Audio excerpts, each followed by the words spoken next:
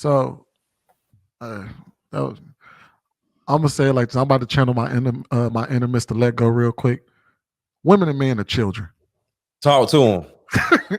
And here's why I'm gonna say that, because I think reality TV is a reflection of our reality. And what I mean by that is reality TV truly started as far as us in the 90s. And that was millennials. That was a reflection of us. Go to college, do this, that, whatever. Y'all remember the reality TV in the 90s? It was The Real World. It was College Hill. The It real was world. that was reality TV. What we have today is us as millennials don't and somewhat Gen Xers don't know how to let go of it. So now what you're seeing is a bunch of over the hill, grown ass, old ass people still trying to stay on TV. So you get people like Tommy, what the heck is her name? Tommy Lee. Tommy and Lee. Tommy Lee and Natalie on TV fighting each other, and they both well in their 40s. Mm-hmm. And they get a check for it. And they still getting paid for it. We still seeing people like what's that dude name who was dating the stripper girl and he had his wife and everything else. He's 40, 50 plus. It was on like Love and Hip Hop Atlanta or something like that. I can't remember the full name. But like all of these reality TV shows now is us not letting go of our childish ways.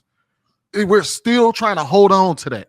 Oh, well, okay, I was on College Hill at this point, but instead of me growing up and doing better, I'm gonna stay in these reality TV shows, and I'm gonna go ahead and be a grown-ass man or a grown-ass woman, still doing the same dumb shit I did when I was on College Hill.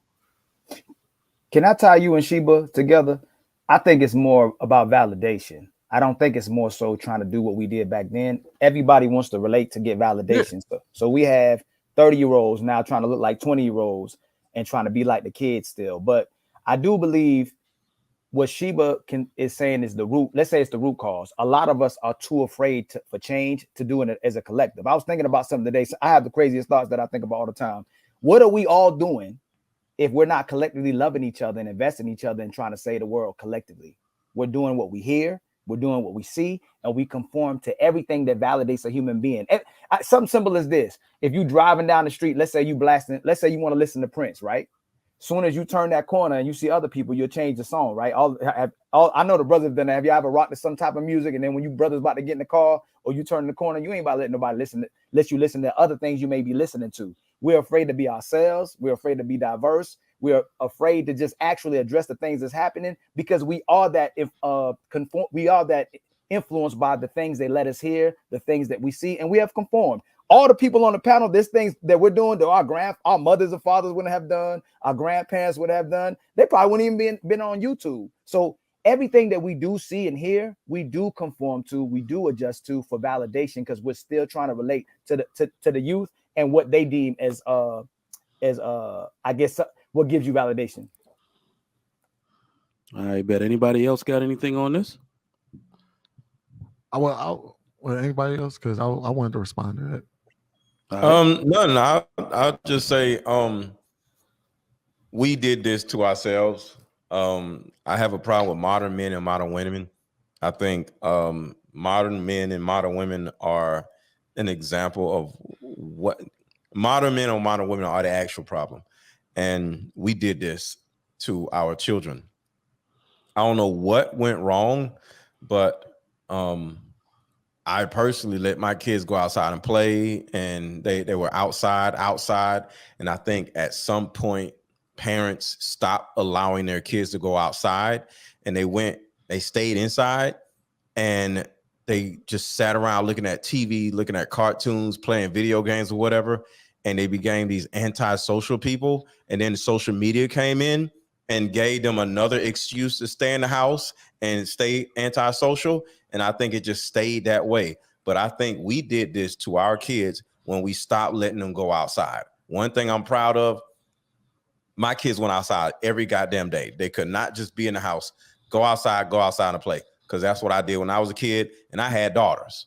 And, I think it was some point where people like, well, you can't let your daughters go outside. Shouldn't mean you must live in the hood, because we lived in a nice ass neighborhood where my kids can just roam around the whole subdivision, and I'm okay with no cell phone, and I'm okay with them. I'm not. I don't think I can do that at this day and age. I'm sorry. That shit bullshit. I kick my kids outside all the time. Go outside. Go do something. Thank you, Get out bro. the house. Thank you, I want to sweet. say one Thank thing. you. Thank you. I can say one thing. I think also, Mr. Lego, times have changed. So when it comes to, I don't want to judge parents too hard that are a little bit younger with their kids, because now we monetize activities for kids. And I can say that because I have a stepson, right? He want to play basketball. And 1 week of basketball for half a day here where we live is $300. That's not the whole camp. I'm like, $300 from 8 to 12?